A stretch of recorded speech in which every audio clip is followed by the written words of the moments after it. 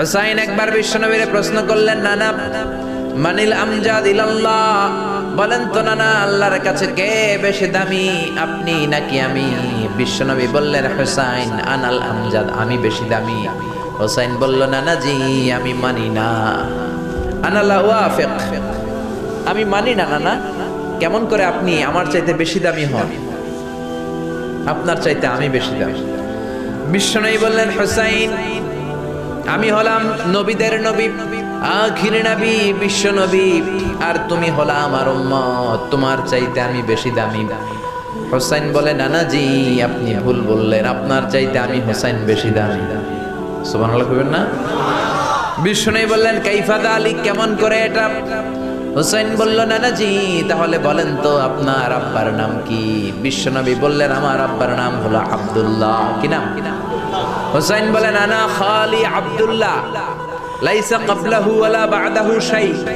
খালি আব্দুল্লাহ, সামনেও কোনো টাইটেল নাই, পিছনেও কোনো টাইটেল নাই। আমার আব্বার নাম আপনি জানেন নাকি? আমার আব্বা হলো শেরে খোদা, দুনিয়ার সব কাফির মুশরিকদের জন্য আল্লাহ আমার আব্বারে বাঘ বানিয়ে পাঠিয়েছে। আমার আব্বা সাধারণ কোনো মানুষ নয়, বিশ্বনবীর মেয়ের জামাই। আল্লাহু আকবার। আপনার আব্বা আব্দুল্লাহ কি কোন নবীর মেয়ের জামাই নাকি? বলেন। আমার আব্বার নাম হলো আলী কাররামাল্লাহু ওয়াজহা। বিশ্বনবী বললেন, তাই তো, আসলে তো তোমার আব্বা বেশি দামি। আবার হুসাইন প্রশ্ন করলেন, নানা বলেন তো আপনার আম্মার নাম কি? কি নাম বিশ্বনবীর মায়ের? তোরা দেখে যা আমিনা মায়ের কোলে, মধু পূর্ণিমারি সেথা চাঁদ দোলে, যেন উষার কোলে রাঙা রবি দোলে।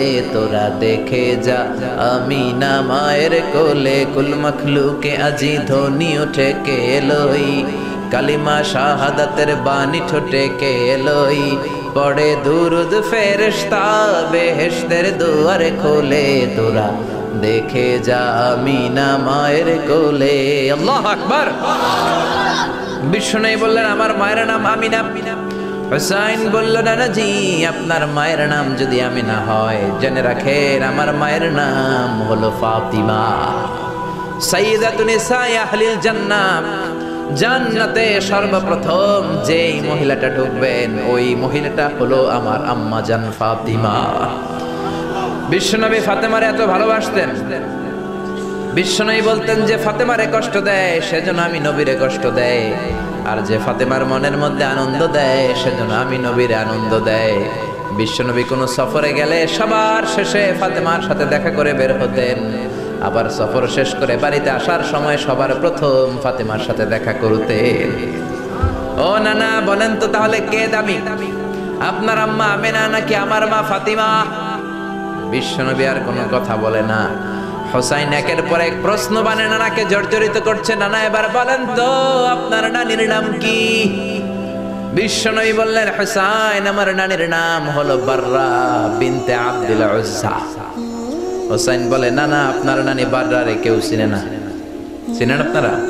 অনেকে জানেই না, ওই যে কয় নচিনি, আর নচিনি দে, আমরা চিনি না বাররা বিনতে আব্দুল উজ্জা। হুসাইন বলে, নানা আপনার নানিরে তো কেউ চিনে না, বাররা নামটা কারো মুখস্থ নাই। আমার নানির নাম আপনি জানেন নাকি? আমার নানির নাম হলো খাদিজাতুল কুবরা তাহেরা। একটা মহিলাকে আরশের উপর থেকে আল্লাহ সালাম জানিয়েছেন, ওই মহিলাটাই আমার নানি খাদিজা। বিশ্বনবী খাদিজারে এত ভালোবাসতেন। বিশ্বনবী বলতেন, আল্লাহ কিয়ামতের দিন যখন কেউ কাউরে চিনবে না, ওই কঠিন দিনে আমি যেন আমার প্রাণের খাদিজারে ভুলে না যাই। খাদিজা ইন্তেকালের পরে বিশ্বনবী নিজ হাতে দাফন কাফন করলেন, কবরের সামনে দাঁড়িয়ে দোয়া করলেন।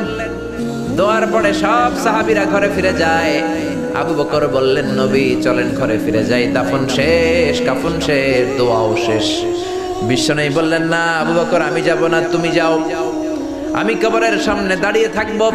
যেই মহিলাটাকে এই কবরের মধ্যে আমি শোয়ালাম রে আবু বকর, এই মহিলাটা সাধারণ কোনো মহিলা নয়, আমার বিপদের দিনের সঙ্গিনী খাদিজা। মক্কায় এই মহিলাটাই আমার হাতে প্রথমে কালিমা পড়ে ইসলাম ধর্ম গ্রহণ করেছে। মক্কায় কেউ যখন আমারে সাহায্য করে নাই তখন আমার খাদিজা আমারে ভুলে নাই। কেউ যখন আমারে শেল্টার দেয় নাই, সাহায্য করে নাই, খাদিজা আমারে সাহায্য করেছে। মক্কার লোকেরা 3 বছর শিয়াবে আবি তালেবে আমার জেলের মধ্যে রেখেছিল। আমার কলিজার টুকরা বিবি খাদিজা ওই জেলখানার ভিতরে আমার সাথে ছিল। আবু বকর, তোমার মনে চাই তুমি ঘরে ফিরে যাও, আমি এখানে দাঁড়িয়ে থাকবো। আমি দাঁড়িয়ে দাঁড়িয়ে খাদিজার কবরের 3টা প্রশ্নের জবাব আমি বিশ্বনবী নিজে দিয়ে তারপরে ঘরে ফিরে যাব।